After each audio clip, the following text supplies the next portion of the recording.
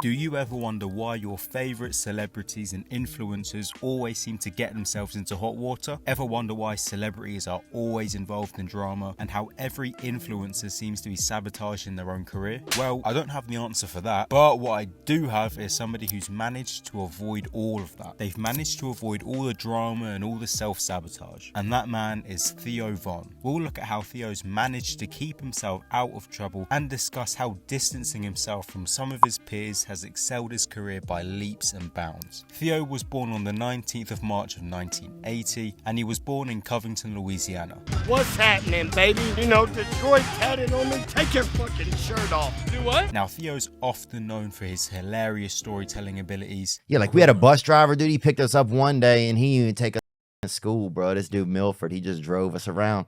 And about 30 minutes into it, we're like, we ain't even going to school, bro. We just on taking y'all to do something weird. That's what he was about to take y'all. His relatability to his audience. I think back on being a kid. I didn't like a dude. And so it's hard for me to ask for help. It's hard for me to want to be part of a group, you know? And his incredible wit. Dude, the best was in my neighborhood. Somebody did that. They put their picture on Facebook of the kid, and he had second grade 2 times. And I was like, fuck yeah, dude. You can do it, Robert. They wrote at the bottom. And we know he can't do it, dude, but he's going to try. But the interesting thing about Theo is that he seemed to explode overnight. Theo became mainstream through the popular format of reposting podcast clips on TikTok. I think this is where Theo saw the majority of his growth and started to build a real name for himself in recent times. The re-uploading of podcast episodes helped Theo gain a more mainstream audience that he wouldn't have tapped into before. Don't get me wrong, Theo was very popular before this, but I think this is what took him to that next level and really blew him up. Now, there's one thing that makes Theo very special,